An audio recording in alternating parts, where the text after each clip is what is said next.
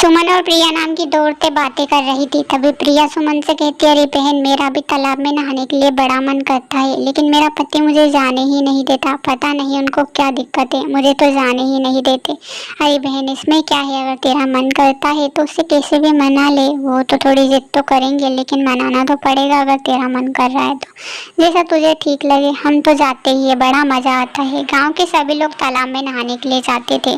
गाँव की जो भी औरतें फ्री होती थी सभी तालाब में नहाने के लिए निकल जाती थी। तालाब में नहाना सब लोगों को बेहद पसंद था। तालाब इतना खूबसूरत था, इतना खूबसूरत तालाब उन्होंने कहीं पर भी नहीं देखा था। वहाँ तालाब उस गांव की खूबसूरती बढ़ाता था। सभी औरतें कहती थी, अरे कितना खूबसूरत तालाब है, हमारा गांव कितना नसीब वाला है जिसके यहाँ पर इतना अच्छा तालाब है। पता है, ऐसा तालाब तो कहीं पर भी देखने को नहीं मिलेगा। हाँ हाँ बहन, ठीक बोल रही हो, इतना सुंदर तालाब तो आज तक किसी का नहीं होगा जितना सुंदर हमारा है। जो भी आते हैं सिर्फ यही बोलते हैं कि तुम्हारे गांव का तालाब कितना खूबसूरत है। मुझे तो यहाँ नज़ारा देखना बेहद पसंद है, इसीलिए तो मैं यहाँ पर आती हूँ। सभी औरतें तालाब की खूबसूरती की तारीफ करती है। थोड़ी देर बाद वहीं पर रामू नाम का एक आदमी आता है। अरे बहनों, बात क्या कर रही हो, जल्दी नहाओ, मुझे तुम्हें नहाता देखना है, इसीलिए तो मैं यहाँ आया हूँ। तुम तालाब की खूबसूरती देखो और मैं तुम्हारी खूबसूरती देखूंगा, जल्दी जल्दी करो। रामू नाम का आदमी वहीं पर खड़ा रहता है ताकि वहाँ औरतों को नहाते देख सके। तालाब के पास काफी सारी औरतें इकट्ठा हो जाती है और सभी एक एक करके तालाब में नहाने लगती है और तालाब की तारीफ भी करती जाती है। अरे वाह, कितना अच्छा पानी है, बिल्कुल साफ सुथरी। इतना साफ सुथरे पानी तो हमें घर पर पीने को भी नहीं मिलता जितना इस तालाब में रहता है। पता है, यहाँ तालाब का पानी मीठा भी बहुत है। यहाँ नहाने के नहीं, पीने के, खाने के सब काम आ सकता है। कई तालाबों का पानी तो खारा होता है। सभी औरतें नहा रही थी, लेकिन रामू और श्यामू नाम का आदमी सिर्फ उन्हें देख रहा था। गांव की औरतों को यहाँ बात बिल्कुल भी नहीं पता थी। रामू और श्यामू की निगाहें बिल्कुल ठीक नहीं थी। अरे देखो, वो लाल साड़ी वाली औरत बिल्कुल बुढ़ी है, लेकिन उसके साइड में जो है ना, वो बहुत खूबसूरत है, बहुत ज़्यादा खूबसूरत है।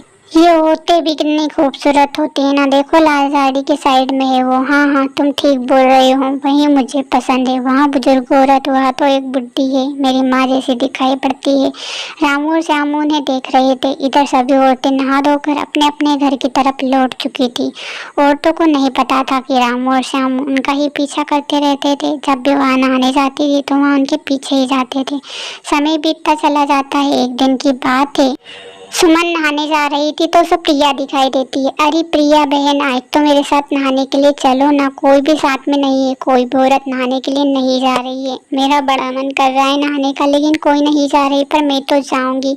तुम भी मेरे साथ चलोगी तो बड़ा अच्छा होगा। मेरा मन कर रहा है, इसलिए हम दोनों चलते हैं ना। तभी प्रिया उसे साफ साफ इनकार कर देती और कहती है, नहीं बहन, मेरा पति नहीं मानेगा। ठीक है, मैं उनसे पूछूंगी, लेकिन थोड़ा समय लगेगा, 1-2 घंटे में वो आते होंगे, फिर हम दोनों साथ में चलेंगे। मैं आज उनको मना कर रहूंगी, लेकिन थोड़ा इंतजार तुम कर लो, तब तक मैं उनको मना कर आती हूँ। यहाँ बात सुनकर सुमन वहाँ से चल देती है, क्योंकि उसे तालाब में नहाना था और इंतजार करना पसंद नहीं था। प्रिया उसे रोकने की कोशिश करती है, अरे बहन रुको तो सही, लेकिन सुमन उसकी एक नहीं सुनती है और तालाब की तरफ नहाने के लिए चल देती है। सुमन उस दिन अकेली थी, अकेली ही तालाब में नहा रही थी। सुमन बेहद खूबसूरत दिखाई पड़ रही थी और खुश भी लग रही थी। सुमन को नहाता देखकर वहीं पर रामू नाम का आदमी आ जाता है और रामू सुमन को अकेला पाकर बेहद खुश था। उसे लग रहा था कि आज तो सुमन से वहाँ बात कर कर ही रहेगा। वहाँ कहता है, अरे आज तो यहाँ अकेली ही आई है, इसे तो आज मैं देखता हूँ, इसमें बहुत ज़्यादा एटीट्यूड है ना। आज तो इसे मना कर ही रहूँगा, चाहे कुछ भी हो जाए।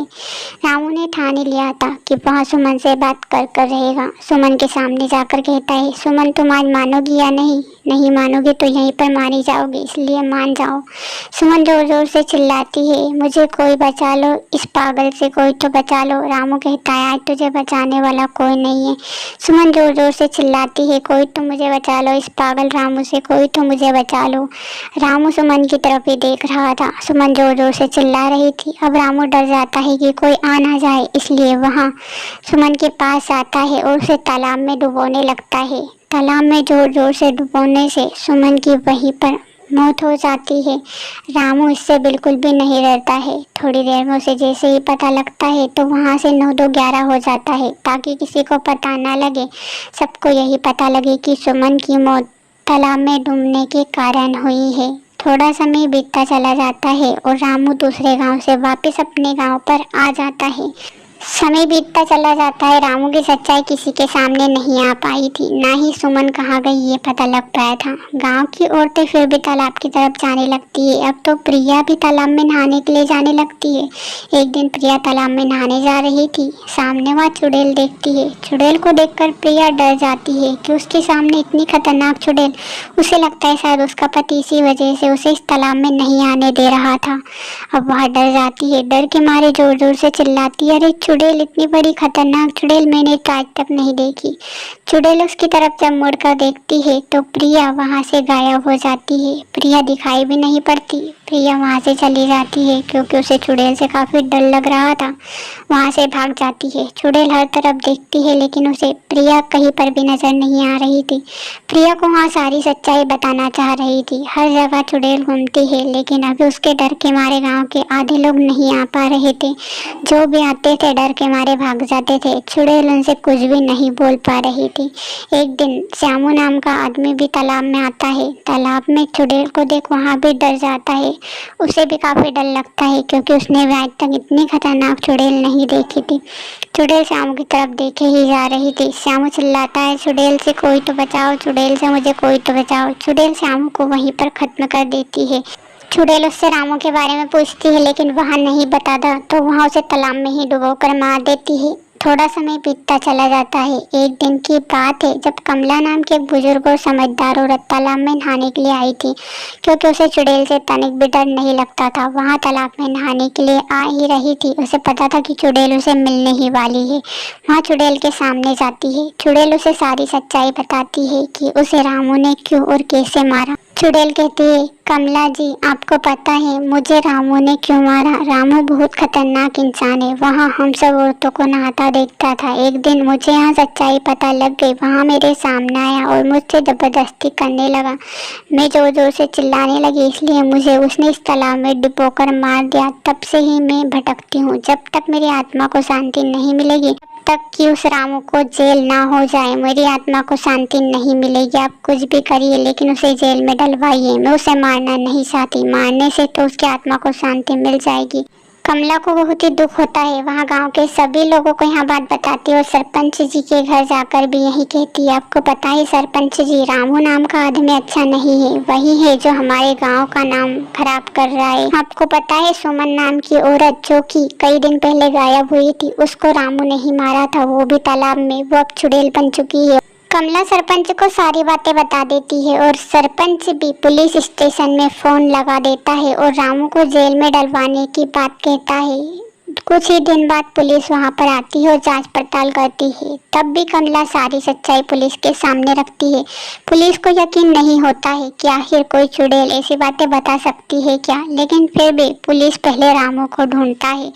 थोड़ा ही समय बीतता है कि रामू उन्हें जंगल में से मिल जाता है। फिर वहाँ चुड़ैल के पास रामू को ले जाता है। चुड़ैल भी यही बात बताती है जो कि कमला ने बताई थी। अब पुलिस को पूरा यकीन हो गया था कि रामू गुनहगार है और उसने सुमन नाम की औरत को मारा है।